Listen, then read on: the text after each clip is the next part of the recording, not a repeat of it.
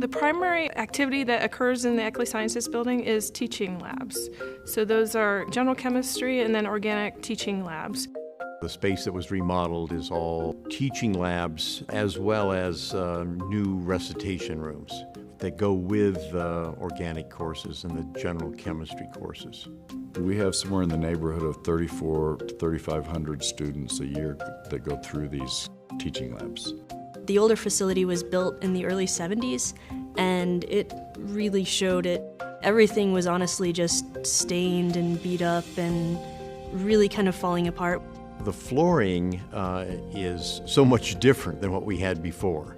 Before it was, as we called it, sealed concrete. It was durable, but not very pretty and not very pleasant to walk on. We'll have a lot of activity with pallets and movement of carts and everything else going through those corridors. So having a floor that would actually be able to uphold with all that extra weight and movement and traffic is very important as well. We won't get a chance to remodel again for another 25, maybe 30 years. And so the materials have to hold up. Ultimately, long-term maintainability and durability in a chemistry lab setting was the driving force for the selection of nora in this project. Along with our building standards, we also insist on some fairly specific types of products. We found that by doing that, we can keep a handle on maintenance costs.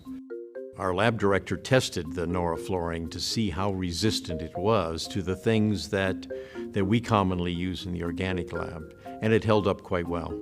Our project manager brought me a big square of it and said, pour whatever nasty chemicals you have in the lab on this and let's see if we can stain it and how it stands up to that. And at first I did actually make some stains on it, but they actually polished right out after a few minutes of work. Noise in the lab is an important factor because we have all these fume hoods which do create a fair amount of background noise.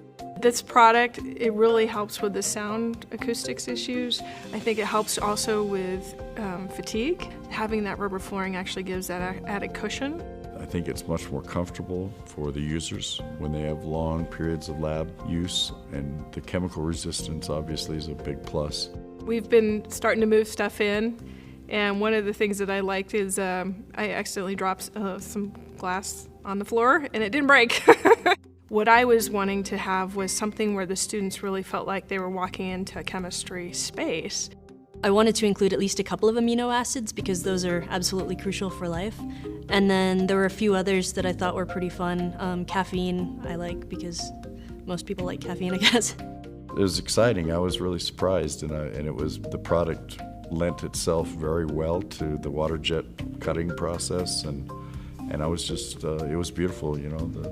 You could never do that with old technology and old VCT. You can make it unique to the space that you're trying to create, and that it is a very good product for ergonomic reasons, for acoustics, for all those, for design and everything. This is a modern lab, so the safety and health of all the people who work and study in that space is just leaps and bounds beyond what it ever was before.